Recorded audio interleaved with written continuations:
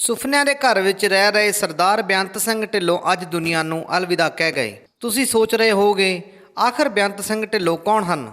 ਬੇਅੰਤ ਸਿੰਘ ਢਿੱਲੋਂ ਆਪਣੇ ਹੀ ਘਰ ਦੇ ਵਿੱਚ ਬਹੁਤ ਹੀ ਬੁਰੀ ਹਾਲਤ ਦੇ ਵਿੱਚ ਜ਼ਿੰਦਗੀ ਬਤੀਤ ਕਰ ਰਹੇ ਸਨ। ਜਦੋਂ ਮਿੰਟੂ ਜੀ ਨੂੰ ਪਤਾ ਲੱਗਾ ਕਿ ਇੱਕ ਬਜ਼ੁਰਗ ਬਹੁਤ ਹੀ ਬੁਰੀ ਹਾਲਤ ਦੇ ਵਿੱਚ ਆਪਣੇ ਘਰ ਵਿੱਚ ਜ਼ਿੰਦਗੀ ਬਤੀਤ ਕਰ ਰਿਹਾ ਹੈ, ਸਰਦਾਰ ਗੁਰਪ੍ਰੀਤ ਸਿੰਘ ਮਿੰਟੂ ਜੀ ਉਹਨਾਂ ਵੱਲੋਂ ਚਲਾਈ ਜਾ ਰਹੀ ਸੰਸਥਾ ਉਹਨਾਂ ਦਾ ਬਣਾਇਆ ਹੋਇਆ ਸੁਪਨਿਆਂ ਦਾ ਘਰ, ਉਸ ਵਿੱਚ ਇਹਨਾਂ ਨੇ ਬੇਅੰਤ ਸਿੰਘ ਢਿੱਲੋਂ ਨੂੰ ਆਪਣੇ ਬਣਾਏ ਹੋਏ ਸੁਪਨਿਆਂ ਦੇ ਘਰ ਵਿੱਚ ਰੱਖ ਕੇ ਕਈ ਸਾਲ ਸਕੇ ਪੁੱਤਾਂ ਨਾਲੋਂ ਵੱਧ ਸੇਵਾ ਕੀਤੀ। ਸਰਦਾਰ ਬੇਅੰਤ ਸਿੰਘ ਢਿੱਲੋਂ ਦੀ ਕਹਾਣੀ ਸੁਣ ਕੇ ਤੁਹਾਡੀ ਰੂਹ ਕੰਬ ਜਾਵੇਗੀ। ਆਓ ਜਾਣਦੇ ਹਾਂ ਸਰਦਾਰ ਗੁਰਪ੍ਰੀਤ ਸਿੰਘ ਮਿੰਟੂ ਦੇ ਮੂੰਹੋਂ ਸਰਦਾਰ ਬੇਅੰਤ ਸਿੰਘ ਦੀ ਕਹਾਣੀ। PRV ਟੂਡੇ ਚੈਨਲ ਦੀ ਸਾਰੀ ਟੀਮ ਵੱਲੋਂ ਵਾਹਿਗੁਰੂ ਅੱਗੇ ਅਰਦਾਸ ਕਰਦੇ ਹਾਂ ਸਰਦਾਰ ਬੇਅੰਤ ਸਿੰਘ ਢਿੱਲੋਂ ਦੀ ਵਿਛੜੀ ਹੋਈ ਰੂਹ ਨੂੰ ਆਪਣੇ ਚਰਨਾਂ ਦੇ ਵਿੱਚ ਨਿਵਾਸ ਬਖਸ਼ਣ। ਸਰਦਾਰ ਗੁਰਪ੍ਰੀਤ ਸਿੰਘ ਮਿੰਟੂ ਅਤੇ ਸੁਪਨਿਆਂ ਦੇ ਘਰ ਵਿੱਚ ਰਹਿ ਰਹੇ ਸਾਰੇ ਹੀ ਮੈਂਬਰਾਂ ਨੂੰ ਭਾਣਾ ਮੰਨਣ ਦਾ ਵਾਹਿਗੁਰੂ ਬਲ ਬਖਸ਼ਣ।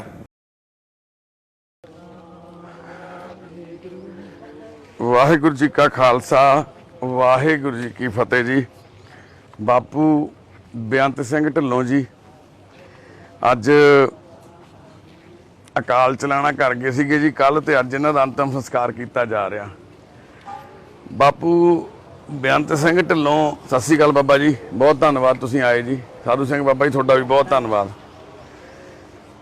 ਬਾਪੂ ਬੇਅੰਤ ਸਿੰਘ ਢਿੱਲੋਂ ਜੀ ਸਾਡੇ ਪਰਿਵਾਰ ਦੇ ਵਿੱਚ 2017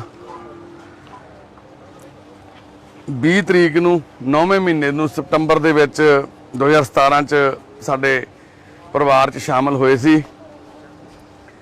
24/7/22 ਨੂੰ ਸਾਨੂੰ ਸਦੀਵੀ ਵਿਛੋੜਾ ਦੇ ਕੇ ਇਸ ਦੁਨੀਆ ਤੋਂ ਅਲਵਿਦਾ ਆਖ ਕੇ ਚਲੇ ਗਏ ਨੇ।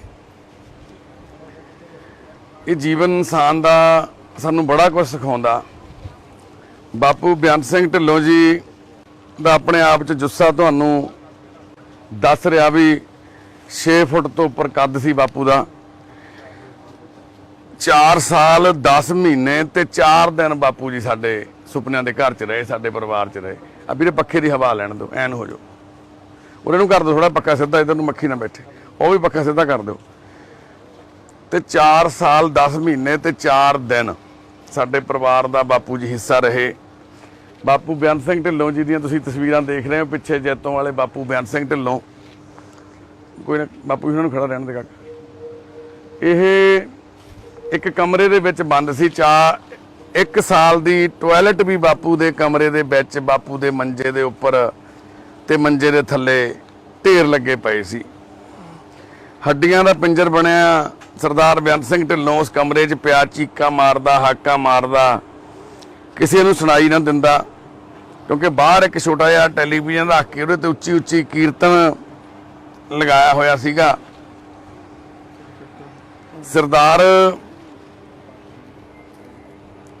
ਬੇਅੰਤ ਸਿੰਘ ਢਿੱਲੋਂ ਜੀ ਨੇ ਆਪਣੀ ਜ਼ਿੰਦਗੀ ਦਾ ਲੰਬਾ ਹਿੱਸਾ ਕਰੀਬ 20-22 ਸਾਲ ਕਾਰ ਸੇਵਾ ਵਾਲੇ ਬਾਬਾ ਜੀ, ਇਹਨਾਂ ਦੇ ਵੀ ਅਸੀਂ ਇਹ ਧੰਨਤਾ ਦੇ ਯੋਗ ਹੈ ਜਿਹੜੇ ਅੱਜ ਇੱਥੇ ਇਹਨਾਂ ਦੀ ਅੰਤਮ ਸਫ਼ਰ ਦੇ ਵਿੱਚ ਇਹਨਾਂ ਦੇ ਨਾਲ ਸ਼ਾਮਲ ਹੋ ਰਹੇ ਨੇ। ਬਹੁਤ ਧੰਨਵਾਦ ਕਰਦੇ ਹਾਂ ਅਸੀਂ। ਕਾਰ ਸੇਵਾ ਵਾਲੇ ਬਾਬਾ ਜੀ ਜੈਤੋਂ ਤੋਂ ਸਾਡੇ ਕੋਲੇ ਪਹੁੰਚੇ। ਇਹਨਾਂ ਦੇ ਗੁਰੂ ਘਰ ਦੇ ਵਿੱਚ ਬਾਬਾ ਜੀ ਉਹਨਾਂ ਦੇ ਬਾਪੂ ਜੀ ਸੇਵਾ ਕਰੇ। ਕਿੰਨੇ ਸਾਲ ਲਈ ਲਾਈ ਸੇਵਾ? ਸਾਰੀ ਜ਼ਿੰਦਗੀ ਕੱਟਤੀ। ਸਾਰੀ ਜ਼ਿੰਦਗੀ ਉੱਥੇ ਗੁਰੂ ਘਰ ਦੇ ਵਿੱਚ ਡਾਲੀ ਇਕੱਠੀ ਕਰਦੇ ਸੀ। ਪਿੰਡਾਂ ਦੇ ਵਿੱਚੋਂ ਸਾਈਕਲ ਤੇ ਜਾ ਕੇ ਪ੍ਰਸ਼ਾਦਾ ਲੈ ਕੇ ਆਉਣਾ। ਬਾਪੂ ਜੀ ਦੱਸਦੇ ਸੀ ਮਿਸਤਰੀ ਲੱਗੇ ਹੁੰਦੇ ਸੀ, ਇੰਨੇ ਨੇ ਬਿਲਡਿੰਗਾਂ ਬਣੀਆਂ, ਸਾਰਾ ਕੁਝ ਬਣਿਆ, ਆਪ ਲਿਆ ਕੇ ਵਰਤਾਉਣਾ, ਛਕਾਉਣਾ, ਪਹਿਲਾਂ ਇਕੱਠਾ ਕਰਕੇ ਲਿਆਉਣਾ। ਯਾਨੀ ਕਿ ਆਪਣੇ ਬੱਚਿਆਂ ਦਾ ਪਾਲਣ ਪੋਸ਼ਣ ਵੀ ਕਹਿ ਦਈਏ ਬਾਪੂ ਜੀ ਨੇ ਨਾਲ ਦੀ ਨਾਲ ਗੁਰੂ ਘਰ 'ਚ ਸੇਵਾ ਕਰਦੇ ਰਹੇ। ਤੇ ਉਹ ਵੀ ਨਾਲ ਆ, ਕਿਉਂਕਿ 8 ਕਿੱਲੇ ਜ਼ਮੀਨ ਸੀ, ਜ਼ਿਮੀਂਦਾਰ ਪਰਿਵਾਰ ਸੀ, ਬੱਚਿਆਂ ਵਾਸਤੇ ਜ਼ਮੀਨ ਜਾਇਦਾਦ ਸੀ ਘਰ 'ਚ। ਪਰ ਬਾਪੂ ਦੀ ਜਿਹੜੀ ਲਗਨ ਸੀਗੀ ਉਹ ਗੁਰਦੁਆਰਾ ਸਾਹਿਬ ਦੀ ਸੇਵਾ ਦੇ ਵਿੱਚ ਹੀ ਸੀ। ਪਰ ਜਿਵੇਂ ਜਿਵੇਂ ਬਾਪੂ ਜੀ ਬਜ਼ੁਰਗ ਹੁੰਦੇ ਗਏ, ਸੇਵਾ ਕਰਦੇ ਆ, ਇਹਨਾਂ ਨੂੰ ਸ਼ੂਗਰ ਦੀ ਸਮੱਸਿਆ ਸੀ, ਉਹਦੇ ਨਾਲ ਅਧਰੰਗ ਦੀ ਸ਼ਿਕਾਇਤ ਹੋ ਗਈ। ਅਧਰੰਗ ਦੀ ਸ਼ਿਕਾਇਤ ਤੋਂ ਬਾਅਦ ਬਾਪੂ ਜੀ ਮੰਜੇ ਤੇ ਪੈ ਗਏ।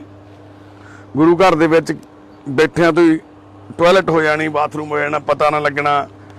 ਸਰੀਰਕ ਤੌਰ ਤੇ ਕਮਜ਼ੋਰ ਹੋ ਗਏ ਬਹੁਤ ਜ਼ਿਆਦਾ। ਉੱਥੇ ਗੁਰੂ ਘਰ ਦੇ ਪ੍ਰਬੰਧਕਾਂ ਨੇ ਵੀ ਕੁਝ ਟਾਈਮ ਆਪਣੀ ਸੇਵਾਵਾਂ ਨਿਭਾਈਆਂ, ਉੱਥੇ ਇਹਨਾਂ ਨੂੰ ਜਗ੍ਹਾ ਦਿੱਤੀ। ਪਰ ਜਦੋਂ ਹਾਲਾਤ ਜ਼ਿਆਦਾ ਵਿਗੜਦੇ ਗਏ ਪਰਿਵਾਰ ਨੂੰ ਸੁਨੇਹਾ ਲਗਾਇਆ ਗਿਆ ਵੀ ਤੁਸੀਂ ਆਓ ਭਾਈ, ਤੁਹਾਡਾ ਬਾਪੂ ਬਿਮਾਰ ਆ। ਤਾਂ ਬੇਟਾ ਇਹਨਾਂ ਦਾ, ਇੱਕ ਬੇਟਾ ਦਾ ਚੜ੍ਹਾਈ ਕਰ ਗਿਆ ਸੀਗਾ, ਉਹਦਾ ਪੋਤਾ ਸੀ, ਉਹਦਾ ਬੇਟਾ ਇੱਕ ਇੱਥੇ ਅੱਜ ਆਇਆ ਹੋਇਆ ਰਤਨਦੀਪ ਸਿੰਘ ਖੜਾ ਵੀਰ ਸਾਡਾ ਛੋਟਾ ਭਰਾ, ਤੇ ਦੂਜਾ ਅਜਮੇਰ ਸਿੰਘ ਜਿਹੜਾ ਟਰੱਕਾਂ ਦਾ ਕੰਮ ਕਰਦਾ, ਉਹਦੇ ਟਰੱਕ ਪਾਏ ਹੋਏ ਆ। ਉਹ ਕਹਿੰਦਾ ਜੀ ਮੈਂ ਨਹੀਂ ਇਹਨੂੰ ਸਾਂਭ ਸਕਦਾ, ਇਹਨੇ ਕਿਹੜਾ ਸਾਨੂੰ ਪਾਲਿਆ, ਇਹ ਮਰੇ ਜਿੱਥੇ ਮਰਦਾ। ਪਰ ਬਾਬਾ ਜੀ ਹੁਣਾਂ ਨੇ ਜ਼ੋਰ ਪਾਉਣ ਤੇ, ਰਿਸ਼ਤੇਦਾਰਾਂ ਨੇ ਜ਼ੋਰ ਪਾਉਣ ਤੇ ਵੀ ਤੇਰੀ ਜ਼ਮੀਨ ਚਲੇ ਜਾਣੀ ਹੈ, ਜੇ ਕਿਤੇ ਉੱਥੇ ਰਹਿ ਗਿਆ। ਬਾਬਾ ਜੀ ਹੁਣਾਂ ਨੇ ਵੀ ਕਹਿਤਾ ਵੀ ਜੇ ਨਹੀਂ ਲਿਜਾਣਾ ਫਿਰ ਕੋਈ ਨਾ, ਗੁਰੂ ਘਰ ਸਾਂਭ ਲਾਂਗੇ ਅਸੀਂ, ਜਿਹੜੀ ਜ਼ਮੀਨ 8 ਕਿੱਲੇ ਫਿਰ ਗੁਰੂ ਘਰ ਦੇ ਨਾਂ ਲਵਾ ਦੇ। ਉਹਦੇ ਡਰ 'ਚ, ਉਹਦੇ ਏਵੇ ਦੇ ਵਿੱਚ ਉਹ ਆਇਆ, ਆ ਕੇ ਬਾਪੂ ਜੀ ਨੂੰ ਲੈ ਗਿਆ ਤੇ ਲਿਜਾ ਕੇ ਇੱਕ ਕਮਰੇ ਦੇ ਵਿੱਚ ਪਾਤਾ ਜਿਹੜਾ ਥੱਲਿਓਂ ਕੱਚਾ ਸੀ। ਉਹ ਕਮਰੇ ਦੇ ਵਿੱਚ ਮੰਜੇ ਦੇ ਉੱਤੇ ਪਿਆ ਬਾਪੂ 3-3 4-4 ਮਹੀਨੇ। ਬਾਪੂ ਕਹਿੰਦਾ ਮੈਂ ਅੰਦਰ ਪਿਆ, ਉਹਨੂੰ ਮਿਹਨਤਾਂ ਕਰ ਦਿੰਦਾ, ਮੈਨੂੰ ਨਵਾ ਦੇ, ਨਵਾਉਂਦਾ ਵੀ ਨਹੀਂ ਸੀ ਮੇਰੇ। ਕਹਿੰਦਾ ਇੱਕ ਵਾਰੀ ਮੈਂ ਨਹਾਉਣ ਨੂੰ ਕਿਹਾ, ਮੈਨੂੰ ਥੱਪੜਾ ਨਾ ਕੁੱਟਿਆ ਉਹਨੇ। 1 ਸਾਲ ਦੀ ਲੈਟਰੀਨ ਆ ਜਿਹੜੀ ਕਰੀਬ ਉਹ ਮੰਜੇ ਦੇ ਥੱਲੇ ਢੇਰ ਲੱਗੇ ਪਈ, ਸੁੱਕੀ ਪਈ ਸੀ ਮਿੰਗਣਾ ਵਾਂਗ। ਸਾਧੂ ਸਿੰਘ ਜੀ ਇਹ ਬਾਈ ਜੀ ਖੜੇ ਨੇ, ਇਹ ਆਪਣੇ ਦੋਸਤ ਨੂੰ ਜਿਨ੍ਹਾਂ ਦੇ ਨਾਲ ਇਹ ਸੇਵਾ ਕਰਦੇ ਰਹੇ ਕਿਤੇ ਲੰਬਾ ਸਮਾਂ, ਇਹ ਮਿਲਣ ਲਈ ਗਏ ਘਰੇ। ਜਦੋਂ ਘਰੇ ਮਿਲਣ ਗਏ, ਕੁਦਰਤ ਬੜੀ ਬਲਵਾਨ ਆ, ਕੁਦਰਤੋਂ ਹੀ ਘਰੇ ਉਹਨਾਂ ਦਾ ਬੇਟਾ ਹੈ ਨਹੀਂ ਸੀ। ਇਹ ਅੰਦਰ ਗਏ, ਛੋਟੀ ਜੀ ਬੱਚੀ ਬੈਠੀ, ਉਹਨੇ ਦੱਸਤਾ ਵੀ ਦਾਦਾ ਜੀ ਇੱਥੇ ਕਮਰੇ 'ਚ ਪਏ ਨੇ। ਇਹਨਾਂ ਨੇ ਜਦੋਂ ਹਾਲਤ ਦੇਖੀ, 2017 'ਚ ਅਸੀਂ ਵੀ ਸ਼ੁਰੂਆਤ ਦੇ ਵਿੱਚ 2016 ਸੇਵਾ ਸ਼ੁਰੂ ਹੋਈ ਸੀ, ਇਹਨਾਂ ਨੇ ਸਾਡੀਆਂ ਕੁਝ ਵੀਡੀਓ ਦੇਖੀਆਂ ਸੀ, ਇਹਨਾਂ ਨੇ ਸਾਨੂੰ ਫੋਨ ਕੀਤਾ ਉੱਥੋਂ। ਅਸੀਂ ਕਹੀ ਤੁਸੀਂ ਸਾਨੂੰ ਵੀਡੀਓ ਬਣਾ ਕੇ ਭੇਜੋ। ਇਹਨਾਂ ਨੇ ਇੱਕ ਹਨੇਰ ਕਮਰੇ ਇਹਦੇ ਵਿੱਚ ਇੱਕ ਸਾਨੂੰ ਵੀਡੀਓ ਬਣਾ ਕੇ ਭੇਜੀ, ਜਿਹਦੇ ਵਿੱਚ ਇਸ ਤਰ੍ਹਾਂ ਬਾਪੂ ਪਿਆ ਵਿਚਾਰਾ ਮੰਜੇ ਦੇ ਉੱਤੇ, ਨਾ ਥੱਲੇ ਕੁਝ ਵਿਛਾਇਆ ਹੋਇਆ, ਹੱਡੀਆਂ ਦਾ ਪਿੰਜਰ, ਲੈਟਰੀਨ ਨਾਲ ਲੱਤਾਂ ਬਾਹਾਂ ਲਿਬੜੀਆਂ ਪਈਆਂ, ਦਾੜੇ ਤੱਕ ਟਾਇਲਟ ਲੱਗੀ ਪਈ। ਇਹ ਦੇਖ ਕੇ ਸਾਡੀ ਵੀ ਰੂਹ ਕੰਬ ਗਈ। ਅਸੀਂ ਬਾਪੂ ਜੀ ਨੂੰ ਕਿਹਾ ਵੀ ਅੱਜ ਤਾਂ ਸ਼ਾਮ ਹਨੇਰਾ ਹੋ ਜਾਣਾ, ਕੱਲ ਨੂੰ ਸਵੇਰੇ ਆਉਣੇ ਆ। ਦੂਸਰੇ ਦਿਨ ਅਸੀਂ ਇੱਥੋਂ ਚੱਲ ਪਏ ਜੀ। ਅਸੀਂ ਸਤੰਬਰ ਦੇ ਵਿੱਚ ਦੇ ਮਹੀਨਾ ਸੀ ਉਦੋਂ। ਅਸੀਂ ਉੱਥੇ ਬਾਪੂ ਜੀ ਦੇ ਘਰ ਪਹੁੰਚੇ ਜੀ 20 ਤਰੀਕ ਨੂੰ, 20/9/2017 ਨੂੰ। ਅਸੀਂ 4 ਜਾਣੇ ਸੀ ਜੀ, 5 ਬਾਪੂ ਦੇ ਘਰੇ। ਤੁਸੀਂ ਸੋਚੋ ਕਿਸੇ ਦੇ ਘਰੋਂ ਡੰਡਾ ਚੱਕਣਾ, ਖਾਲਾ ਜੀ ਦਾ ਬਾੜਾ ਨਹੀਂ, ਕਿਸੇ ਦਾ ਬਾਪੂ ਲੈ ਕੇ ਆਉਣਾ ਚੱਕ ਕੇ, ਇਹ ਛੋਟੀ ਗੱਲ ਨਹੀਂ ਸੀ। ਪਰ ਉਸ ਅਕਾਲ ਪੁਰਖ ਵਾਹਿਗੁਰੂ ਨੇ, ਅੱਜ ਅਸੀਂ ਸੋਚਦੇ ਹੁੰਦੇ ਕਈ ਵਾਰੀ ਵੀ ਕਿੱਡਾ ਵੱਡਾ ਰਿਸਕ ਸੀ ਉਹ। ਅਸੀਂ ਜਾ ਬੜੇ ਕਿਸੇ ਦੇ ਘਰੇ, ਕੁਝ ਵੀ ਹੋ ਸਕਦਾ ਸੀ ਉੱਥੇ, ਪਰ ਜਦੋਂ ਵਾਹਿਗੁਰੂ ਨਾਲ ਹੁੰਦੇ ਨੇ ਸੱਚੇ ਪਾਤਸ਼ਾਹ, ਇਹਨਾਂ ਨੇ ਸਾਨੂੰ ਰਾਹ ਦਿਖਾਤਾ ਵੀ ਆਹ ਘਰ ਆ, ਮੂਹਰੇ ਲਾ ਕੇ ਮੋਟਰਸਾਈਕਲ। ਅਸੀਂ ਅੰਦਰ ਜਾ ਬੜੇ, ਉਹੀ ਗੱਲ, ਨਿੱਕੀ ਜੀ ਬੱਚੀ ਮੂਹਰੇ ਬੈਠੀ, ਟੀਵੀ ਚੱਲੇ, ਉੱਚੀ ਆਵਾਜ਼ 'ਚ ਕੀਰਤਨ ਚੱਲੇ। ਤੇ ਅਸੀਂ ਜਾ ਕੇ ਬੱਚੀ ਨੂੰ ਪੁੱਛਿਆ ਵੀ ਕਿੱਥੇ ਆ ਦਾਦਾ ਜੀ? ਉਹ ਕਹਿੰਦੀ ਉਹ ਕਮਰੇ 'ਚ ਆ, ਬਾਪੂ ਉੱਥੇ ਪਿਆ। ਬਾਪੂ ਸਾਨੂੰ ਦੇਖ ਕੇ ਤਾਂ ਅਸੀਂ ਰੋਣ ਹੀ ਲੱਗ ਗਿਆ। ਕਹਿੰਦਾ ਮੈਨੂੰ ਐਂ ਲੱਗਦਾ ਸੀ, ਕਹਿੰਦਾ ਵੀ ਇੱਕ ਦਿਨ ਤਾਂ ਰੱਬ ਮੇਰੀ ਸੁਣੂਗਾ। ਬਾਪੂ ਦੀ ਹਾਲਤ ਦੇਖ ਕੇ ਸਾਡੇ ਵੀ ਰੂਹ ਕੰਬ ਗਈ ਵੀ ਇੱਕ ਬਜ਼ੁਰਗ ਸ੍ਰੀ ਸਾਹਿਬ ਕੰਧ ਦੇ ਉੱਤੇ ਟੰਗਿਆ ਹੋਇਆ। ਬਾਪੂ ਕਹਿੰਦਾ ਗੰਦੇ ਮੰਦੇ ਹੱਥ ਲੱਗਦੇ ਸੀ, ਮੈਂ ਲਾਤਾ। ਪਾਣੀ ਦੀ ਹਰੇ ਰੰਗ ਦੀ ਕੋਲੇ ਬੋਤਲ ਪਈ ਜਿਹੜੀ ਉਹ ਦਿਖਾਈ ਦਿੰਦੀ ਆ, ਉਹ ਵੀ ਅੱਧੀ ਗੰਦੇ ਪਾਣੀ ਨਾਲ ਭਰੀ ਹੋਈ, ਅੱਧੇ ਟਾਇਲਟ ਨਾਲ ਲਿਬੜੀ ਹੋਈ, ਹੱਥ ਲੱਗੇ ਹੋਏ ਉਵੇਂ ਗੰਦੇ। ਬਾਪੂ ਨੌਹਾਂ ਦੇ ਵਿੱਚ ਜਿਹੜੇ ਲੰਬੇ ਨੌਹ, ਪੈਰਾਂ ਦੇ ਵਿੱਚ ਜਿਹੜੇ ਲੰਬੇ ਨੌਹ, ਉਹਨਾਂ 'ਚ ਵੀ ਟਾਇਲਟ ਫਸੀ ਹੋਈ। ਬਾਪੂ ਜੀ ਨੂੰ ਅਸੀਂ ਉੱਥੇ 2-4 ਗੱਲਾਂ ਕੀਤੀਆਂ। ਜਦ ਨੂੰ ਇਹਦਾ ਉਹ ਲਾਲਚੀ ਪੁੱਤ, ਉਹ ਕਲਯੁਗੀ ਪੁੱਤ ਅਜਮੇਰ ਸਿੰਘ ਆ ਗਿਆ। ਕਮਰੇ 'ਚ ਆ ਕੇ ਹਾਥ ਹੂਤ ਰੌਲਾ ਪਾਉਣ ਲੱਗ ਗਿਆ, ਤੁਸੀਂ ਕਿਵੇਂ ਕਰੋਗੇ, ਇਹ ਕਰਾਂਗੇ, ਮੈਂ ਕਰ ਦੂੰ। ਅਸੀਂ ਕਿਸੇ ਵੀ ਤਰੀਕੇ ਗੁਰੂ ਨੇ ਕਿਰਪਾ ਕੀਤੀ, ਮਨਾ ਕੇ ਵੜਿਆ ਕੇ ਅਸੀਂ ਕਿ ਚੱਲ ਆਪਾਂ ਬਾਹਰ ਤਾਂ ਕੱਢੀਏ, ਇੱਥੋਂ ਗੰਦ 'ਚੋਂ ਨਮਾਈਏ ਤਾਂ ਸਹੀ। ਇਹ ਕਹਿ ਕੇ ਅਸੀਂ ਬਾਹਰ ਲਿਆਏ। ਅਸੀਂ ਗੱਡੀ 'ਚ ਰੱਖੀ, ਉਹ ਲੱਤਾਂ ਤੋਂ ਫੜ ਕੇ ਖਿੱਚੇ, ਮੈਂ ਨਹੀਂ ਜਾਣ ਦੇਣਾ, ਤੁਸੀਂ ਜ਼ਮੀਨ ਦੇ ਮਾਰੇ ਆਏ ਹੋ, ਤੁਹਾਨੂੰ ਜ਼ਮੀਨ ਦਾ ਲਾਲਚ ਆ। ਪਰ ਇਹ ਸਾਰੀ ਜਿੱਦੋ ਜਹਿਦ ਕਰਦੇ ਹੋਏ ਕਹਿੰਦਾ ਸਾਨੂੰ, ਮੈਨੂੰ ਪਤਾ ਤੁਹਾਨੂੰ ਕਿਹਨੇ ਭੇਜਿਆ, ਕਹਿੰਦਾ ਮੈਨੂੰ ਪਤਾ ਤੁਹਾਨੂੰ ਕਿਹਨੇ ਭੇਜਿਆ ਇੱਥੇ। ਇਹ ਗੱਲ ਮੈਂ ਕਿਹਾ ਭਰਾਵਾ ਸਾਨੂੰ ਕਿਸੇ ਨੇ ਨਹੀਂ ਭੇਜਿਆ, ਨਾ ਸਾਨੂੰ ਜ਼ਮੀਨਾਂ ਚਾਹੀਦੀਆਂ। ਕਹਿੰਦਾ ਮੈਨੂੰ ਪਤਾ ਕਿਹਨੇ ਭੇਜਿਆ, ਇਹ ਇਹਨਾਂ ਦੀ ਬੇਟੀ ਹੈ। ਕੋਈ ਨਾ ਭੈਣੇ, ਬਹੁਤ ਧੰਨਵਾਦ, ਤੂੰ ਆਈ ਹੈ ਇੱਥੇ, ਤੂੰ ਆਈ, ਬਹੁਤ ਧੰਨਵਾਦ ਤੇਰਾ। ਇਹਦਾ ਨਾਂ ਲੈ ਕੇ ਕਹਿੰਦਾ ਮੈਨੂੰ ਪਤਾ ਤੁਹਾਨੂੰ ਮੇਰੇ ਭਾਣਜੇ ਨੇ ਭੇਜਿਆ। ਕਹਿੰਦਾ ਉਹ ਜ਼ਮੀਨ ਦਾ ਮਾਰਾ ਹੀ ਆ, ਕਰਦਾ ਸਾਰਾ ਕੁਝ। ਇਹਦਾ ਭਾਣਜਾ ਇਹਨਾਂ ਦਾ ਆਇਆ, ਬਾਪੂ ਦਾ, ਜਿਹਦੇ ਕੋਲ ਬਾਪੂ ਲੈਣ ਵੀ ਆਇਆ ਸੀ ਇੱਕ ਵਾਰੀ ਉਹ ਇਹਨੂੰ, ਬਾਪੂ ਨੂੰ। ਤੇ ਅਸੀਂ ਚਲੋ ਕਿਸੇ ਨਾ ਕਿਸੇ ਕਰਕੇ ਗੱਡੀ 'ਚ ਰੱਖਿਆ ਬਾਪੂ ਨੂੰ। ਇਹਦਾ ਮੁੰਡਾ ਕਹੇ ਜੀ ਮੈਂ ਤਾਂ ਸਪਰੇਅ ਪੀਣਾ, ਮੈਂ ਮਰ ਜੂ। ਪਤਾ ਨਹੀਂ ਪ੍ਰਮਾਤਮਾ ਦੀ ਕੀ ਕਿਰਪਾ ਸੀ ਉਸ ਦਿਨ ਸਾਡੇ ਤੇ ਵੀ। ਅਸੀਂ ਉਸ ਦਿਨ ਇਹ ਜਿਹੜਾ ਫੈਸਲਾ ਲਿਆ, ਅਸੀਂ ਉਹਨੂੰ ਕਿਹਾ ਵੀ ਭਾਈ ਜੇ ਤੂੰ ਮਰਨਾ, ਤੂੰ ਤਾਂ ਮਰਿਆ ਹੋਇਆ, ਜਿਹਨੇ ਬਾਪ ਦੇ ਆਹ ਹਾਲਾਤ ਕਰਤੇ, ਜਾਂ ਤੂੰ ਪੀ ਲਾ ਸਪਰੇਅ। ਬਸ ਉਹਨੇ ਰੌਲਾ ਰੂਲਾ ਪਾਇਆ, ਉੱਚੀ ਉੱਚੀ ਗਾਲਾਂ ਕੱਢਣ ਲੱਗ ਗਿਆ। ਆਲੇ ਦੁਆਲੇ ਦੇ ਲੋਕ ਇਕੱਠੇ ਹੋ ਕੇ ਮਹੱਲੇ ਦੇ ਬਾਹਰ ਆ ਗਏ ਸੀ। ਉਹਨਾਂ ਨੂੰ ਪੁੱਛਿਆ ਵੀ ਭਾਈ ਇਹ ਸਹੀ ਗੱਲ ਆ। ਲੋਕਾਂ ਨੇ ਵੀ ਸਾਡਾ ਸਾਥ ਦਿੱਤਾ, ਗੱਡੀ 'ਚ ਪਾਇਆ, ਡੇਰੇ ਤੇ ਲੈ ਆਏ ਬਾਬਾ ਜੀ ਹੁਣਾਂ ਕੋਲੇ। ਚਲੋ ਉੱਥੇ ਬਾਬਾ ਜੀ ਹੁਣਾਂ ਨੇ ਵੀ ਸਾਥ ਦਿੱਤਾ, ਉੱਥੇ ਮਗਰ ਆ ਗਿਆ। ਇਹਨਾਂ ਨੇ ਵੀ ਉਹਨੂੰ ਸਮਝਾਇਆ, ਬਾਬਾ ਜੀ ਹੁਣਾਂ ਨੇ ਵੀ ਭਾਈ ਚੰਗੇ ਥਾਂ ਚੱਲਿਆ, ਕੋਈ ਗੱਲ ਨਹੀਂ, ਥੋਤੋਂ ਨਹੀਂ ਸਾਂਭ ਹੁੰਦਾ, ਉਹ ਸਾਂਭ ਲੈਣਗੇ। ਸਾਧੂ ਸਿੰਘ ਜੀ ਨੇ ਵੀ ਬਹੁਤ ਉਹਨਾਂ ਦੀ ਸਮਝਾਇਆ ਉਹਨੂੰ। ਉਸ ਤੋਂ ਬਾਅਦ ਬਾਪੂ ਜੀ ਨੂੰ ਅਸੀਂ ਇੱਥੇ ਲੈ ਕੇ ਆਏ। ਰਸਤੇ 'ਚ ਬਾਪੂ ਜੀ ਨੇ ਭੁੱਖ, ਕਹਿੰਦਾ ਮੈਨੂੰ ਲੱਗੀ ਹੋਈ ਹੈ, ਕੁਝ ਖਵਾ ਦਿਓ। ਰੋਟੀ ਖਵਾਈ, 4-5 ਫੁਲਕੇ ਬਾਪੂ ਜੀ ਖਾ ਗਏ। ਫਿਰ ਇੱਥੇ ਉਦੋਂ ਅਸੀਂ ਬਾਰਨਹਾੜੇ ਹੁੰਦੇ ਸੀ, ਖੇਤਾਂ ਦੇ ਵਿੱਚ ਹੀ ਸਾਡਾ ਇੱਕ ਘਰ ਬਣਾਇਆ ਸੀ, ਟੈਂਟ ਲਾ ਕੇ, ਤੰਬੂ ਲਾ ਕੇ ਅਸੀਂ ਉੱਥੇ ਰਹਿੰਦੇ ਸੀ। ਉੱਥੇ ਬਾਪੂ ਨੇ ਸਾਡੇ ਨਾਲ ਫਿਰ ਸਮਾਂ ਬਤੀਤ ਕੀਤਾ। ਹਸਪੀਟਲ ਦਾਖਲ ਰਹੇ। ਜਦੋਂ ਹਸਪੀਟਲ ਦਾਖਲ ਕਰਾਇਆ, ਖੂਨ ਚੈੱਕ ਕਰਾਇਆ, ਬਾਪੂ ਦੇ ਟੈਸਟ ਕਰਾਏ। ਬਾਪੂ ਦੇ ਵਿੱਚ 3.25 ਗ੍ਰਾਮ ਖੂਨ ਸੀ। 6 ਫੁੱਟ ਦਾ ਬੰਦਾ, 36 ਕਿਲੋ ਭਾਰ ਸੀ ਤੇ 3.25 ਗ੍ਰਾਮ HB ਸੀਗਾ, ਖੂਨ ਸੀ ਬਾਪੂ 'ਚ। ਦੂਸਰੇ ਦਿਨ ਇਹਦਾ ਬੇਟਾ ਪਹੁੰਚਿਆ ਸਾਡੇ ਕੋਲੇ ਮਗਰ, ਇੱਕ ਬੈਂਕ ਦੀ ਕਾਪੀ ਲੈ ਕੇ, 4-5 ਬੰਦਿਆਂ ਨੂੰ ਨਾਲ ਲੈ ਕੇ। ਉਹ ਆਇਆ ਸੀ ਦੇਖਣ ਵਾਕਈ ਕਿੱਥੇ ਆ। ਤੇ ਜਦੋਂ ਉਹਨੂੰ ਤਸੱਲੀ ਹੋ ਗਈ ਵੀ ਹਾਂ ਸਹੀ ਥਾਂ ਤੇ ਆ, ਉਦੋਂ ਬਾਅਦ ਚੋਂ ਪਿਓ ਦਾ ਪੁੱਤ ਇੱਕ ਵਾਰ ਨਹੀਂ ਆਇਆ। ਬੜੀ ਵਾਰ ਉਹਨੂੰ ਫੋਨ ਕੀਤੇ। ਪਿਛਲੇ 4.5 ਸਾਲਾਂ ਦੇ ਵਿੱਚ ਬਾਪੂ ਜੀ ਕਈ ਵਾਰੀ ਬਿਮਾਰ ਹੋਏ, ਕਈ ਵਾਰੀ ਮੌਤ ਦੇ ਨੇੜੋਂ ਮੁੜ ਕੇ ਆਏ, ਪਰ ਉਹ ਨਹੀਂ ਆਇਆ। ਬਾਪੂ ਜੀ ਵੀ ਬਹੁਤ ਤਕੜੇ ਹੋ ਗਏ ਸੀ। ਆ ਵੀਲ ਚੇਅਰ ਤੇ ਬੈਠਣ ਦੀ ਤਸਵੀਰਾਂ ਬਾਬਾ ਜੀ ਐਨ ਹੋਇਆ ਮਾੜਾ ਜਿਹਾ, ਆ ਦੇਖੋ, ਤੁਸੀਂ ਦੇਖ ਸਕਦੇ ਹੋ।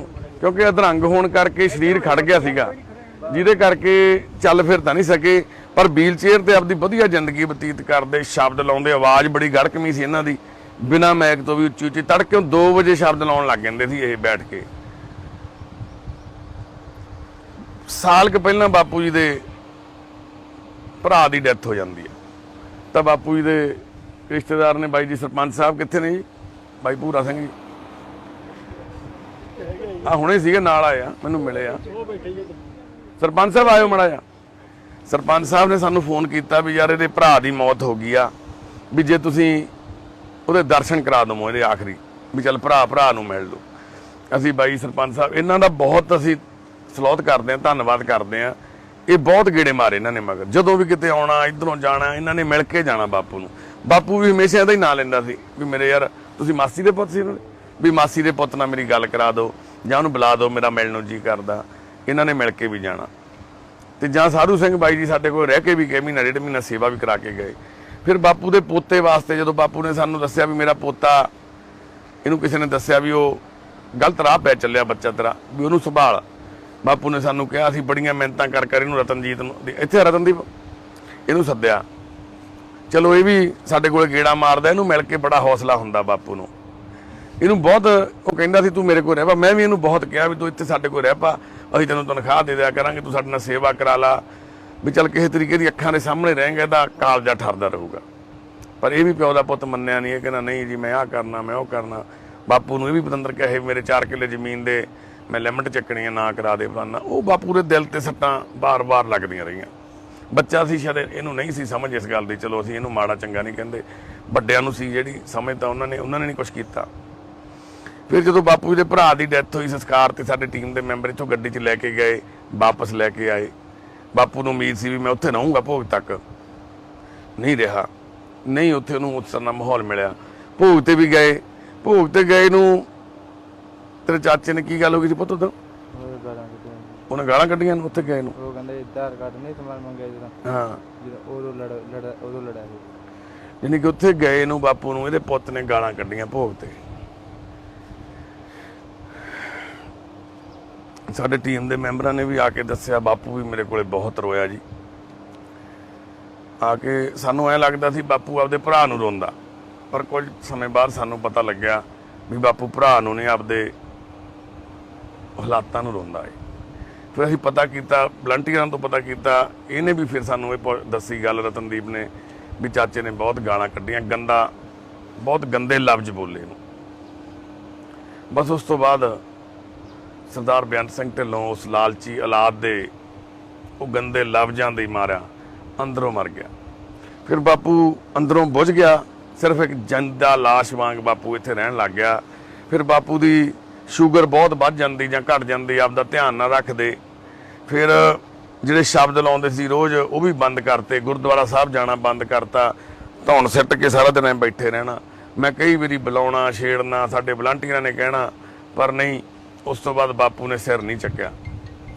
ਫਿਰ ਬਸ ਹਸਪਤਾਲਾਂ ਦੇ ਗੇੜੇ ਸ਼ੁਰੂ ਹੋ ਗਏ। ਅੱਜ ਫਲਾਣੇ ਹਸਪਤਾਲ ਟੈਸਟ ਹੋਣੇ ਆ, ਉੱਥੇ ਹੋਣੇ ਆ, ਕਿਤੇ ਕੁਛ ਕਿਤੇ ਕੁਛ। ਯਾਨੀ ਕਿ ਉਸ ਤੋਂ 1 ਸਾਲ ਦੇ ਅੰਤਰਾਲ ਦੇ ਵਿੱਚ ਕਰੀਬ 4-5 ਮਹੀਨੇ ਬਾਪੂ ਨੇ ਹਸਪਤਾਲ 'ਚ ਹੀ ਕੱਢੇ। ਫਿਰ ਅਸੀਂ ਫੋਨ ਕਰਨਾ ਇਹਦੇ ਪੋਤੇ ਨੂੰ ਵੀ ਮਿਲ ਜਾ, ਇਹਨੂੰ ਬਾਪੂ ਨੇ ਰੋਣਾ ਵੀ ਮੇਰੇ ਪੋਤੇ ਨੂੰ ਬੁਲਾ ਦਿਓ, ਮੈਂ ਖਬਰ ਬਚੂੰ ਜਾਂ ਨਹੀਂ ਬਚੂੰ। ਇਹਨੇ 1-2 ਵਾਰੀ ਆਇਆ ਵੀ ਮਿਲਣ, ਬਾਈ ਭੂਰਾ ਵੀ ਮਿਲਣ ਆਇਆ ਹਸਪਤਾਲ 'ਚ, ਉੱਥੇ ਇਹਨਾਂ ਨੂੰ ਫੋਨ ਕਰਨਾ। ਪਰ ਹੁਣ ਜਦੋਂ ਦਾ ਇਹ ਬਿਮਾਰ ਹੋਇਆ ਸੀ, ਬਾਪੂ ਬਹੁਤ ਵਾਰ ਇਹਨੇ ਕਿਹਾ ਮੇਰੇ ਪੋਤੇ ਨੂੰ ਮਿਲਾ ਦਿਓ, ਪਰ ਇਹ ਵੀ ਪਤਾ ਨਹੀਂ ਇਹਦੇ ਮਾੜੇ ਕਰਮ ਸੀ ਜਿਹੜਾ ਜਾਂਦੇ ਜੀ ਆਪਣੇ ਦਾਦੇ ਦੇ ਦਰਸ਼ਨ ਨਹੀਂ ਕਰ ਸਕਿਆ। ਕੱਲ ਵੀ ਮੈਂ ਇਹਨੂੰ ਫੋਨ ਕੀਤਾ, ਇਹ ਕਹਿੰਦਾ ਨਹੀਂ ਬਾਈ ਮੈਂ ਕੱਲ੍ਹ ਨੂੰ ਆਊਂ, ਮੈਂ ਬਿਜੀ ਆ। ਮੈਂ ਕਿਹਾ ਪੁੱਤ ਜੇ ਦਰਸ਼ਨ ਕਰਨੇ ਆ ਤਾਂ ਉਹ ਅੱਜ ਹੀ ਹੋਣੇ ਆ, ਕੱਲ੍ਹ ਨੂੰ ਹੋਣਾ ਨਹੀਂ ਕੁਛ। ਪਤਾ ਨਹੀਂ ਸ਼ਾਇਦ ਮਹਾਰਾਜ ਜੀ ਮੂੰਹ ਚੋਂ ਕਢਾਉਂਦੇ ਸੀ ਸਾਤੋਂ ਹੀ। ਜਦੋਂ ਇਹਨੂੰ ਫੋਨ ਕਰਕੇ ਮੈਂ ਗੱਲ ਕੀਤੀ ਆ, ਬਹੁਤ 3-4 ਘੰਟਿਆਂ ਬਾਅਦ ਬਾਪੂ ਚੜ੍ਹਾਈ ਕਰ ਗਿਆ। ICU ਦੇ ਵਿੱਚ ਸੀ ਕਈ ਦਿਨਾਂ ਤੋਂ। ਪਰ ਇਹ ਬਾਪੂ ਬੇਅੰਤ ਸਿੰਘ ਢਿੱਲੋਂ ਦਾ ਜਿਹੜਾ ਇਹ 10 ਮਿੰਟ ਦੇ ਵਿੱਚ ਤੁਹਾਨੂੰ ਅਸੀਂ ਪਿਛਲੇ 5 ਸਾਲਾਂ ਦਾ ਬਿਰਤਾਂਤ ਦੱਸਿਆ, ਉਹਦੇ ਵਿੱਚ 5 ਨਹੀਂ ਸੀ, 50 ਸਾਲਾਂ ਦਾ ਬਾਪੂ ਦਾ ਘੋਲ ਸੀ ਜਿਹੜਾ ਇਹ ਘੁਲਦਾ ਰਿਹਾ ਜ਼ਿੰਦਗੀ ਦੇ ਨਾਲ। ਗੁਰੂ ਘਰ ਦੀ ਸੇਵਾ ਵੀ ਕੀਤੀ ਇੰਨੇ ਸਾਲ। ਪਤਾ ਨਹੀਂ ਕਿੱਥੇ ਕੋਈ ਖਾਮੀ ਰਹਿ ਗਈ ਜਿਹੜਾ ਬਾਪੂ ਨੇ ਆਹ ਤਕਲੀਫਾਂ ਝੱਲੀਆਂ। ਬਾਪੂ ਕਹਿੰਦਾ ਸੀ ਜਿਹੜਾ ਮੇਰਾ ਇੱਕ ਪੁੱਤ ਸੀ ਨਾ, ਜਿਹੜਾ ਮੇਰਾ ਸੇਵਾ ਕਰਨ ਵਾਲਾ ਪੁੱਤ ਸੀ, ਜਿਹੜਾ ਮੇਰਾ ਬਹੁਤ ਸਾਊ ਪੁੱਤ ਸੀ, ਉਹ ਸਪਰੇਅ ਵਾਲੀ ਦਵਾਈ ਪੀ ਕੇ ਮਰ ਗਿਆ ਸੀ। ਇਹਦਾ ਡੈਡੀ ਕਹਿੰਦਾ ਉਹ ਮੈਨੂੰ ਸਾਂਭਦਾ। ਕਹਿੰਦਾ ਜੇ ਉਹ ਹੁੰਦਾ, ਕਹਿੰਦਾ ਮੈਨੂੰ ਰੋਲ ਨਾ ਦਿੰਦਾ। ਕਹਿੰਦਾ ਜੇ ਉਹ ਹੁੰਦਾ, ਕਹਿੰਦਾ ਪੁੱਤ ਜਦੋਂ ਮੈਂ ਪਿਆ ਹੁੰਦਾ ਸੀ ਮੰਜੇ ਤੇ, ਕਹਿੰਦਾ ਮੇਰੇ ਹੱਥਾਂ ਨੂੰ ਲੈਟਰੀਨ ਲੱਗਣੀ। ਕਹਿੰਦਾ ਕਈ ਵਾਰੀ ਮੈਂ ਜਦੋਂ ਹੱਥ ਸੁੰਘਣੇ ਨਾ, ਕਹਿੰਦਾ ਗੰਦਗੀ ਸਮੈਲ ਮਾਰਨੀ। ਕਹਿੰਦਾ ਹੌਲੀ ਹੌਲੀ ਉਹ ਸਮੈਲ ਵੀ ਆਉਣੋਂ ਹਟ ਗਈ। ਕਈ ਵਾਰ ਕਹਿੰਦਾ ਮੈਂ ਆਪਣੇ ਨੱਕ ਨੂੰ ਸਾਫ਼ ਕਰਨਾ, ਉਂਗਲ ਪਾ ਲੈਣੀ, ਜਾਂ ਮੂੰਹ 'ਚ ਕੋਈ ਦੰਦ ਜੇ ਪਾ ਜਾਣੀ, ਕੋਈ ਚੀਜ਼ ਉਹ ਕੱਢਣੀ। ਕਹਿੰਦਾ ਮੈਨੂੰ ਅਹਿਸਾਸ ਹੀ ਨਹੀਂ ਹੁੰਦਾ ਸੀ ਵੀ ਲੈਟਰੀਨ ਮੇਰੇ ਮੂੰਹ 'ਚ ਜਾ ਰਹੀ ਹੈ। ਇੱਕ ਫੁਲਕਾ ਦਿੰਦੇ ਸੀ, ਕਹਿੰਦੇ ਸੀ ਮੁਸ਼ਕ ਮਾਰਦਾ। ਇਹ ਬਾਪੂ ਦੇ ਆਪ ਦੱਸਣ ਦੀਆਂ ਗੱਲਾਂ ਵੀ ਗੰਦ ਬਦਬੂ ਮਾਰਦੀ ਆ, ਗੰਦ ਬਣਾਉਂਦਾ ਇਹਨੂੰ ਰੋਟੀ ਨਹੀਂ ਦੇਣੀ। ਇੱਕ ਫੁਲਕਾ ਸਾਰੇ ਦਿਨ 'ਚ ਕਹਿੰਦਾ ਮੈਨੂੰ ਦਿੰਦੇ ਸੀ। ਚਾਹ ਮੈਂ ਮੰਗਦਾ ਥੱਕ ਜਾਂਦਾ ਸੀ, ਚਾਹ ਨਹੀਂ ਸੀ ਦਿੰਦੇ। ਪਾਣੀ ਕਹਿੰਦਾ ਮੇਰੀ ਪੋਤੀ ਮੈਨੂੰ ਨਿੱਕੀ ਜੀ ਲਿਆ ਕੇ ਦਿੰਦੀ। ਕਹਿੰਦਾ ਮੇਰੇ ਕੋਲ ਇੱਕ ਗੰਦੀ ਪੱਗ ਸੀ, 1 ਸਾਲ ਤੋਂ ਇੱਕੋ ਹੀ ਪੱਗ, ਨੰਗਾ ਜਮਾ ਅਲਫ ਨੰਗਾ ਪਿਆ ਸੀ। ਉਹ ਪੱਗ ਦਾ ਇੱਕ ਟੁਕੜਾ ਬਾਪੂ ਦਾ ਖਾਕੀ ਰੰਗ ਦੀ, ਉਹ ਕਹਿੰਦਾ ਮੈਂ ਉਹਦੇ ਨਾਲ ਤਨ ਢੱਕ ਲੈਂਦਾ। ਜਦੋਂ ਮੇਰੀ ਪੋਤੀ ਆਉਂਦੀ ਕਹਿੰਦਾ ਮੇਰੇ ਕੋਲੇ, ਮੈਨੂੰ ਸ਼ਰਮ ਆਉਂਦੀ। ਹਰ ਰੋਜ਼ ਅਰਦਾਸ ਕਰਦਾ ਵੀ ਸੱਚੇ ਪਾਤਸ਼ਾਹ ਵਾਹਿਗੁਰੂ ਮੈਨੂੰ ਚੱਕ ਲਾ ਤੂੰ, ਜਾਂ ਮੈਨੂੰ ਇਸ ਨਰਕ ਚੋਂ ਕੱਢ ਲਾ, ਜਾਂ ਮੈਨੂੰ ਚੱਕ ਲਾ। ਮੈਂ ਕਿੱਥੇ ਕੀ ਗਲਤੀ ਕਰ ਬੈਠਾ, ਮੈਨੂੰ ਬਖਸ਼ ਦੇ। ਤੇ ਜਿਸ ਦਿਨ ਅਸੀਂ ਗਏ, ਬਾਪੂ ਜੀ ਦੇ ਆਹੀ ਲਫ਼ਜ਼ ਸੀ। ਉਸ ਤੋਂ ਬਾਅਦ ਵੀ ਮੈਂ ਕਈ ਵਾਰੀ ਬਾਪੂ ਜੀ ਨੂੰ ਪੁੱਛਣਾ, ਬਾਪੂ ਜੀ ਨੇ ਕਹਿਣਾ ਮੈਨੂੰ ਇਦਾਂ ਹੀ ਲੱਗਿਆ ਵੀ ਜਿਵੇਂ ਮੇਰੇ ਗੁਰੂ ਪਾਤਸ਼ਾਹ ਖੜੇ ਹੁੰਦੇ। ਜਦੋਂ ਬਾਪੂ ਸਾਧੂ ਸਿੰਘ ਗਏ, ਕਹਿੰਦਾ ਮੈਨੂੰ ਐਂ ਲੱਗਿਆ ਵੀ ਰੱਬ ਹੀ ਆ ਗਿਆ। ਜਦੋਂ ਫਿਰ ਅਸੀਂ ਉੱਥੇ ਗਏ, ਬਾਪੂ ਜੀ ਨੂੰ ਮੈਂ ਪੁੱਛਿਆ, ਮੈਂ ਕਿਹਾ ਬਾਪੂ ਜੀ ਇੱਥੇ ਰਹਿਣਾ ਕਿ ਜਾਣਾ? ਕਹਿੰਦਾ ਮੈਂ ਨਹੀਂ ਇੱਥੇ ਰਹਿਣਾ, ਮੈਨੂੰ ਲੈ ਚੱਲੋ। ਜਦੋਂ ਮੁੰਡਾ ਇਹਦਾ ਲੜੇ, ਲੋਕ ਖੜੇ ਸਾਰੇ, ਉਦੋਂ ਪੁੱਛਿਆ, ਕਹਿੰਦਾ ਮੈਂ ਇੱਥੇ ਨਹੀਂ ਰਹਿਣਾ, ਕਹਿੰਦਾ ਮੈਂ ਇੱਥੇ ਨਹੀਂ ਰਹਿਣਾ, ਮੈਨੂੰ ਲੈ ਜਾਓ। ਯਾਨੀ ਕਿ ਇਸ ਤਰ੍ਹਾਂ ਦੀ ਔਲਾਦ, ਕਲਯੁਗੀ ਔਲਾਦ ਅੱਜ ਕਿਹੜੀ ਚੀਜ਼ ਦਾ ਹੱਕ ਰੱਖਦੀ ਆ, ਇਹ ਸਾਨੂੰ ਸਮਝ ਨਹੀਂ ਆਉਂਦੀ। 8 ਕਿੱਲੇ ਜ਼ਮੀਨ ਸੀ ਬਾਪੂ ਦੇ ਨਾਂ ਤੇ, ਉਹਨਾਂ ਨੂੰ ਸਿਰਫ ਜ਼ਮੀਨ ਤੱਕ ਮਤਲਬ ਸੀ ਵੀ ਸਾਡੀ ਜ਼ਮੀਨ ਨਾ ਕਿਤੇ ਕੋਈ ਲੈ ਜਾਵੇ। ਤੇ ਜਦੋਂ ਅਸੀਂ ਉਹਨਾਂ ਨੂੰ ਲਿਖ ਕੇ ਦੇਤਾ ਲੈਟਰ ਪੈਡ ਤੇ ਵੀ ਅਸੀਂ ਭਾਈ ਪ੍ਰਾਪਰਟੀ ਕਲੇਮ ਨਹੀਂ ਕਰਦੇ, ਅਸੀਂ ਤਾਂ ਸਿਰਫ ਬਾਪੂ ਦੀ ਸੇਵਾ ਕਰਨ ਵਾਸਤੇ ਲੈ ਕੇ ਚੱਲੇ ਆ। ਅਸੀਂ ਲੈਟਰ ਪੈਡ ਤੇ ਲਿਖ ਕੇ ਵੀ ਨਾ ਅਸੀਂ ਬਾਪੂ ਦੀ ਕੋਈ ਚੱਲ ਅਤੇ ਅਚਲ ਜਾਇਦਾਦ ਕਲੇਮ ਕਰਦੇ ਆ, ਤੇ ਨਾ ਕੋਈ ਅਸੀਂ ਆਉਣ ਵਾਲੇ ਸਮੇਂ 'ਚ ਕਦੇ ਕਰਾਂਗੇ। ਅਸੀਂ ਸਿਰਫ ਤੇ ਸਿਰਫ ਬਾਪੂ ਦੀ ਸੇਵਾ ਸੰਭਾਲ ਲਈ ਲੈ ਕੇ ਚੱਲੇ। ਉਹੀ ਪੁੱਤ ਮੁੜ ਕੇ ਉਹਨੂੰ ਪਤਾ ਲੱਗ ਗਿਆ, ਸ਼ਾਂਤ ਹੋ ਗਿਆ। ਅੱਜ ਤੋਂ ਸਾਲ ਪਹਿਲਾਂ ਜਦੋਂ ਬਾਪੂ ਆਪਦੇ ਭਰਾ ਦੇ ਭੋਗ ਤੋਂ ਆਇਆ, ਮੇਰੀਆਂ ਬਾਪੂ ਨੇ ਬਾਹਲੀ ਵਾਰੀ ਕਿਹਾ, ਕਹਿੰਦਾ ਜ਼ਮੀਨ ਮੈਂ ਉਹਨੂੰ ਨਹੀਂ ਦੇਣੀ, ਕਹਿੰਦਾ ਮੇਰੀ ਜ਼ਮੀਨ ਕਿਤੇ ਲਿਖਾ ਦੇ। ਮੈਂ ਕਿਹਾ ਨਹੀਂ ਬਾਪੂ, ਇਹ ਤੇਰੀ ਨਹੀਂ, ਤੇਰੇ ਦਾਦਿਆਂ ਦੀ ਆ। ਜੇ ਤੇਰੀ ਹੁੰਦੀ ਨਾ ਫਿਰ ਤੂੰ ਦੇਣ ਯੋਗ ਸੀ ਕਿਸੇ ਨੂੰ। ਮੈਂ ਕਿਹਾ ਇਹ ਤੇਰੇ ਦਾਦੇ ਪੜਦਾਦਿਆਂ ਦੀ ਆ, ਤੇਰੀ ਵਿਰਾਸਤ ਆ, ਉਹਨਾਂ ਨੂੰ ਮਿਲਣੀ ਚਾਹੀਦੀ ਜਿਨ੍ਹਾਂ ਦੀ ਹੈਗੀ ਆ। ਇਹ ਕੰਮ ਨਾ ਕਰ, ਇਹ ਨਾ ਸੋਚ ਤੂੰ। ਫਿਰ ਕਹਿੰਦਾ ਮੈਂ ਪੋਤੇ ਦੇ ਨਾਂ ਲਿਖਾ ਦਿੰਦਾ। ਇਹਨੂੰ ਬੜਾ ਸੱਦਿਆ ਉਹਨੇ, ਇਹ ਵੀ ਨਹੀਂ ਪਤੰਦਰ ਆਇਆ। ਕਹਿੰਦਾ ਮੈਂ ਉਹਨੂੰ ਲੈ ਦਿੰਦਾ ਸਾਰੀ। ਅਸੀਂ ਕਿਹਾ ਵੀ ਨਹੀਂ ਬਾਪੂ, ਜੇ ਕਰਨੀ ਆ ਤਾਂ ਇੱਕੋ ਹੀ ਗੱਲ ਕਰਨੀ ਆ ਵੀ ਵਸੀਅਤ ਕਰਾ ਦੇ ਦੋਨਾਂ ਦੇ ਨਾਂ ਤੇ, ਫਾਹਾ ਵੱਢ, ਘੱਟੋ ਘੱਟ ਤੈਨੂੰ ਸ਼ਾਇਦ ਮਿਲਣੀ ਆਉਣ ਲੱਗ ਜਾਣ ਵੀ ਚਲੋ ਯਾਰ ਹੁਣ ਬਾਪੂ ਨੂੰ ਤਾਂ ਜ਼ਮੀਨ ਵੀ ਦੇਤੀ ਆ। ਪਰ ਬਾਪੂ ਕਹਿੰਦਾ ਕੋਈ ਨਾ, ਮੇਰੇ ਮਰਨ ਤੋਂ ਬਾਅਦ ਫਿਰ ਲੈ ਜਾਣਗੇ, ਵਸੀਅਤ ਤਾਂ ਕੀ ਕਰਾਉਣੀ ਆ। ਹੁਣ ਬਾਪੂ ਜੀ ਇਸ ਦੁਨੀਆ ਤੋਂ ਚਲੇ ਗਏ ਆ, ਜ਼ਮੀਨ ਦੇ ਜਿਹੜੇ ਹਿੱਸੇਦਾਰ, ਜਿਹੜੇ ਮਾਲਕ ਹੈਗੇ ਉਹਨਾਂ ਨੂੰ ਮਿਲ ਜਾਣੀ ਆ। ਇਹ ਟੁਕੜੇ ਜ਼ਮੀਨ ਦੇ ਇੱਥੇ ਹੀ ਰਹਿ ਜਾਣੇ ਆ। ਪਰ ਜੇ ਅੱਜ ਕੁਝ ਨਹੀਂ ਹੋਇਆ ਤਾਂ ਉਹ ਆ ਵੀ ਉਹ ਬਾਪੂ ਦਾ ਪੁੱਤ ਅੱਜ ਬਾਪੂ ਦੇ ਅੰਤਮ ਸੰਸਕਾਰ 'ਚ ਵੀ ਨਹੀਂ ਆਇਆ। ਉਹ ਅਜਮੇਰ ਸਿੰਘ ਕੋਟ ਸੁਖੀਆ ਪਿੰਡ ਆ, ਸਹੁਰੀ ਰਹਿੰਦਾ ਆਪਦੇ ਇੱਥੇ ਨਿਹਾਲ ਸਿੰਘ ਵਾਲੇ 5 ਗਰਾਈਆਂ ਦੇ ਕੋਲੇ। ਬਾਈ ਇਹ ਤੁਹਾਡਾ ਪਿੰਡ ਕਿੰਨੀ ਦੂਰ ਆ ਇੱਥੋਂ? ਕੋਟ ਸੁਖੀ ਵਾਲਾ ਬਾਈ ਸਾਡੇ ਕੋਲ ਸੇਵਾ ਕਰਾਉਣ ਆਇਆ ਹੈ ਜੀ। ਇੱਥੋਂ 100 ਕਿਲੋਮੀਟਰ ਦੂਰ ਆ ਪਿੰਡ। ਤੇ ਜੈਤੋਂ ਕਿੰਨੇ ਕਿਲੋਮੀਟਰ ਹੋ ਜੀ ਇੱਥੋਂ? ਤੁਹਾਡਾ ਪਿੰਡ ਕਿੰਨੀ ਦੂਰ ਆ ਬਾਈ? 25 ਕਿਲੋਮੀਟਰ ਹੋਊਗਾ ਜੀ। ਦੇਖੋ ਇਹ ਮਤਲਬ 80 ਕਿਲੋਮੀਟਰ ਤੋਂ ਇਹ ਆ ਗਿਆ ਤੇ ਉਹ 100 ਕਿਲੋਮੀਟਰ ਸੀ, 20 ਕਿਲੋਮੀਟਰ ਹੋਰ ਸੀ ਉਹਨਾਂ। ਉਹ ਕਹਿੰਦਾ ਮੈਂ ਤਾਂ ਬਾਹਲੀ ਦੂਰ ਆ, ਮੈਂ ਨਹੀਂ ਆ ਸਕਦਾ। ਰਾਤ ਦੇ ਫੋਨ ਕਰੀ ਜਾਂਦੇ ਅਸੀਂ, ਇਹਨੇ ਵੀ ਕਿਉਂ ਵੀ ਕੀਤਾ ਫੋਨ? ਕੀ ਕਿਹਾ ਤੈਨੂੰ? ਹੁਣੇ ਨਹੀਂ ਲੱਗਦਾ। ਨਾ ਬਾਅਦ ਚ ਤੂੰ ਕਹਿੰਦਾ ਸੀ ਵੀ ਉਹਨੇ ਇੱਕ ਵਾਰੀ ਕਹੀ ਕਹਿੰਦਾ ਮੈਂ ਨਹੀਂ ਆ ਸਕਦਾ। ਕੀ ਕਹਿੰਦਾ ਵੀ ਦੂਰ ਬਹੁਤ ਆਉਂਦਾ। ਮੈਂ ਦੂਰ ਬਹੁਤ ਆ, ਕਹਿੰਦਾ ਮੈਂ ਨਹੀਂ ਆ ਸਕਦਾ। ਸੌਰੀ ਰਹਿਣ ਲੱਗ ਗਿਆ। ਬਸ ਕੀ ਸੱਚੇ ਪਾਤਸ਼ਾਹ ਵਾਹਿਗੁਰੂ ਨੂੰ ਮਨਜ਼ੂਰ ਸੀਗਾ, ਇਹ ਉਹ ਜਾਣਦਾ। ਪਰ ਅਸੀਂ ਤਾਂ ਇਹ ਕਵਾਂਗੇ ਬਾਪੂ ਤਾਂ ਚੰਗੇ ਕਰਮਾਂ ਵਾਲਾ ਸੀ, ਜਿਹਨੂੰ ਕਿੰਨੇ ਪੁੱਤ ਮਿਲੇ ਇੱਥੇ ਸੰਸਥਾ 'ਚ ਆ ਕੇ। ਸਾਡੇ ਪਿਓ ਨੂੰ, ਸਾਡੇ ਦਾਦੇ ਨੂੰ ਅਸੀਂ ਪੂਰੀ ਕੋਸ਼ਿਸ਼ ਕੀਤੀ ਵੀ ਹਰ ਤਰੀਕੇ ਜਾ ਬੜੇ। ਉਹੀ ਗੱਲ, ਨਿੱਕੀ ਜੀ ਬੱਚੀ ਮੂਹਰੇ ਬੈਠੀ, ਟੀਵੀ ਚੱਲੇ, ਉੱਚੀ ਆਵਾਜ਼ 'ਚ ਕੀਰਤਨ ਚੱਲੇ, ਤੇ ਅਸੀਂ ਜਾ ਕੇ ਬੱਚੀ ਨੂੰ ਪੁੱਛਿਆ ਵੀ ਕਿੱਥੇ ਆ ਦਾਦਾ ਜੀ? ਉਹ ਕਹਿੰਦੀ ਉਹ ਕਮਰੇ 'ਚ ਆ। ਬਾਪੂ ਉੱਥੇ ਪਿਆ। ਬਾਪੂ ਸਾਨੂੰ ਦੇਖ ਕੇ ਤਾਂ ਅਸੀਂ ਰੋਣ ਹੀ ਲੱਗ ਗਿਆ। ਕਹਿੰਦਾ ਮੈਨੂੰ ਐਂ ਲੱਗਦਾ ਸੀ, ਕਹਿੰਦਾ ਵੀ ਇੱਕ ਦਿਨ ਤਾਂ ਰੱਬ ਮੇਰੀ ਸੁਣੂਗਾ। ਬਾਪੂ ਦੀ ਹਾਲਤ ਦੇਖ ਕੇ ਸਾਡੇ ਵੀ ਰੂਹ ਕੰਬ ਗਈ ਵੀ ਇੱਕ ਬਜ਼ੁਰਗ ਸ੍ਰੀ ਸਾਹਿਬ ਕੰਧ ਦੇ ਉੱਤੇ ਟੰਗਿਆ ਹੋਇਆ। ਬਾਪੂ ਕਹਿੰਦਾ ਗੰਦੇ ਮੰਦੇ ਹੱਥ ਲੱਗਦੇ ਸੀ, ਮੈਂ ਲਾਤਾ। ਪਾਣੀ ਦੀ ਹਰੇ ਰੰਗ ਦੀ ਕੋਲੇ ਬੋਤਲ ਪਈ ਜਿਹੜੀ ਉਹ ਦਿਖਾਈ ਦਿੰਦੀ ਆ, ਉਹ ਵੀ ਅੱਧੀ ਗੰਦੇ ਪਾਣੀ ਨਾਲ ਭਰੀ ਹੋਈ, ਅੱਧੀ ਟਾਇਲਟ ਨਾਲ ਲਿਬੜੀ ਹੋਈ, ਹੱਥ ਲੱਗੇ ਹੋਏ ਉਵੇਂ ਗੰਦੇ। ਬਾਪੂ ਨੌਹਾਂ ਦੇ ਵਿੱਚ ਜਿਹੜੇ ਲੰਬੇ ਨੌਹ, ਪੈਰਾਂ ਦੇ ਵਿੱਚ ਜਿਹੜੇ ਲੰਬੇ ਨੌਹ, ਉਹਨਾਂ 'ਚ ਵੀ ਟਾਇਲਟ ਫਸੀ ਹੋਈ। ਬਾਪੂ ਜੀ ਨੂੰ ਅਸੀਂ ਉੱਥੇ 2-4 ਗੱਲਾਂ ਕੀਤੀਆਂ ਜਦ ਨੂੰ ਇਹਦਾ ਉਹ ਲਾਲਚੀ ਪੁੱਤ, ਉਹ ਕਲਯੁਗੀ ਪੁੱਤ ਅਜਮੇਰ ਸਿੰਘ ਆ ਗਿਆ।